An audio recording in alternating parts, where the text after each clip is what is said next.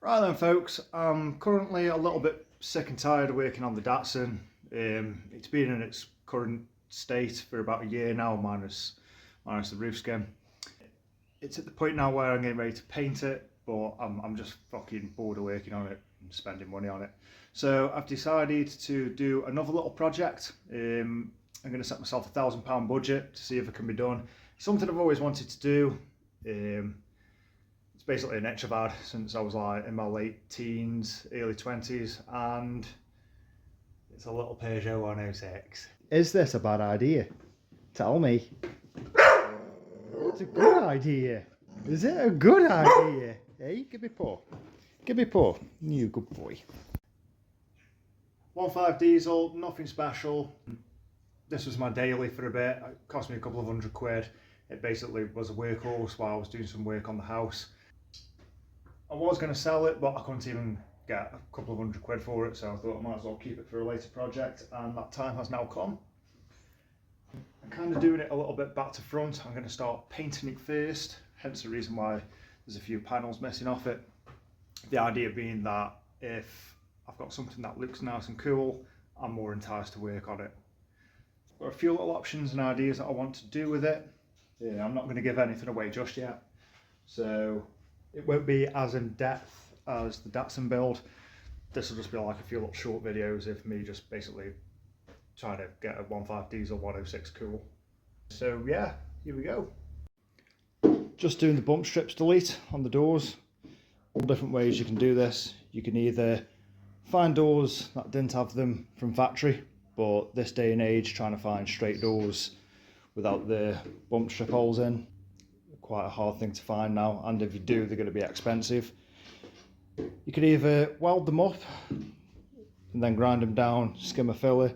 The only problem with doing that is obviously you're putting that much heat into an area that is really thin and there's no like strength in there, so you run the risk of it warping all the way down.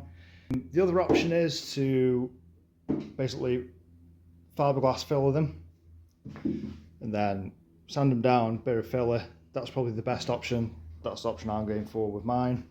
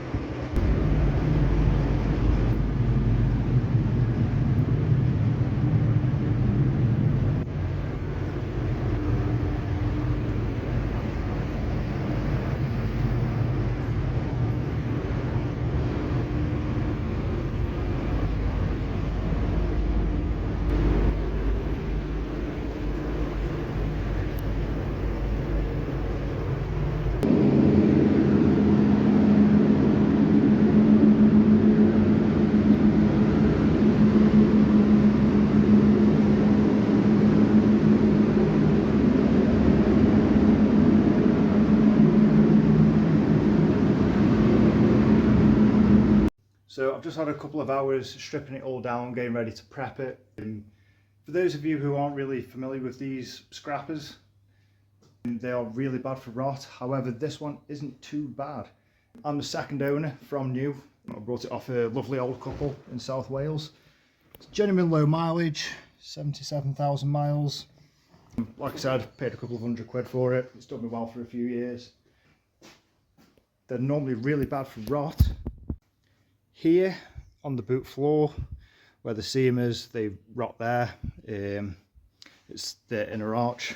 So the inner arches rot out the boot floor. Same both sides. I've also had these rot up the back of the seat pillars as well. When I had these when I was younger, I've literally had friends in the back seat put the seat belt on and it's pulled the fucking captive thread out there because it was rotten.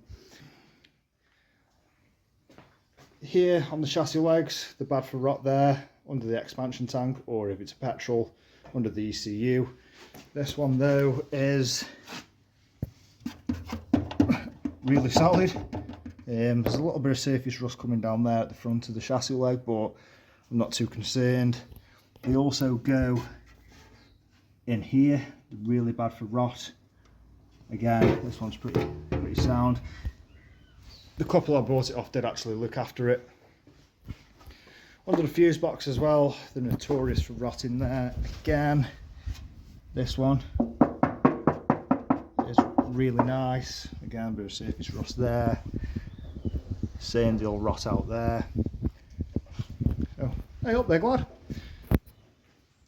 This one, however, I noticed has a little bit of rot here, which I've never really seen them go there, but apparently this was actually parked up on the drive for a few years until I bought it off them.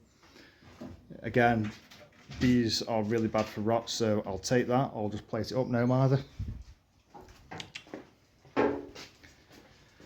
So yeah, I'll paint the outside. I'll paint the outside, get it all nice and fresh, and then yeah, make a start doing something cool with it. Having fun.